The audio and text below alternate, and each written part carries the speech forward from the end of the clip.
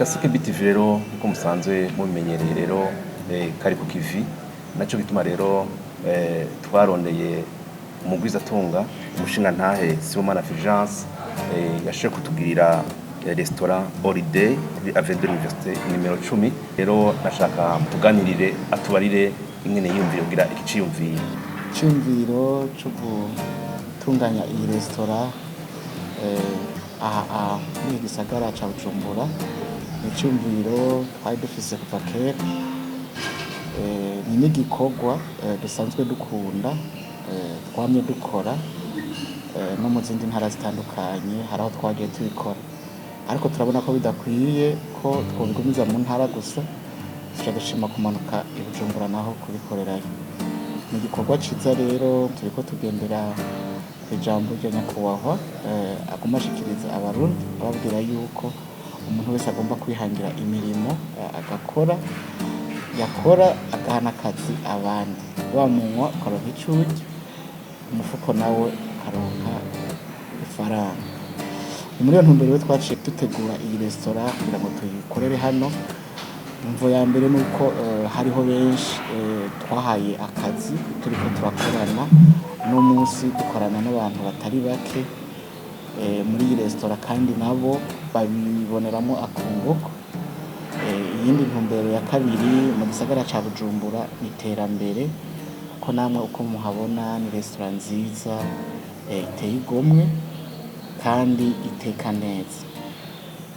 Rero tukifuza yuko twobandanya dukora iki gikorwa n'ahataraha tukabandanya twagura kugira ngo ibi vyiza biri hano tubijane n'ahandi.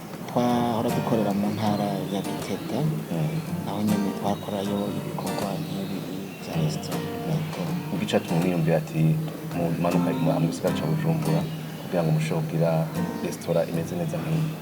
Bujumbura twaravyumviriye kuko ni umugwa mukuru w'ubutunzi natwe mu gihe tuba turiko turondera ubwo butunzi turiko turakora kugira ngo dushike ku bantu bose uko tuvyifuza twarabonye ko bikenewe ko no ngaho i Bujumbura naho twahakorera. Mumaze kwiyumvira ko mushira restaurant nziza nk'iyi ngaha mu gisagara ca Bujumbura byaraboroheye ko tuzi ko usanga twara uburyo bwinshi. Icambere cyo twe turizera Imana kuko umuntu wese agera kure bivanye no kwizera afise muri we n'umwete afise. Ntibiba byoroshe ariko kubera uko kwizera na vision y'umuntu uragwana kugira ngo ushike kuco ushaka ariko koroha koko ntibiba byoroshe. Ku bijanye n'imfungurwa nta kibazo tugira, turafise imodoka turagenda tukabirondera iyo biba biri ku masoko. Ngiyo turonse abantu benshi naho turayirungika ruguru ikabikurayo ikabizana. Ni ukuvuga mu bintu by'imfungurwa nta kibazo dufise.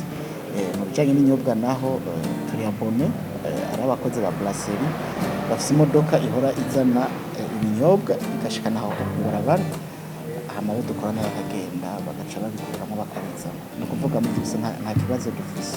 Tukiri mu byo gufungura abantu benshi twovuga nk'ama institution akomeye kavuga ati tuza kwifungura ngaha nta kibazo mugira. Nta kibazo tugira kuko ngaha dukorana n'abantu babiza bifitiye impamyabushobozi. Aha turafise maître docteur dukorana ngaha, turafise abajera borganiza ibintu. Ni ukuvuga abantu bose uko baba bangana iyo twabaronse turabakira na cyane cyane yuko aha hantu mubona dukorera ari ahantu hanini cyane. Ibintu by'imanza ngaha baraza bakazigiriraho, abagira ama mariage ngaha baraza bakagira, amadine y'ubwoko bwose ngaha turayakira, ama anniversaire aha turayakira. Hari n'igihe rero bishika tukaronka ayandi ma marché novuga ico twokwita service traiteur, biriya bikorwa biba bibera ahandi hantu atari hano, ivyo navyo turabikora.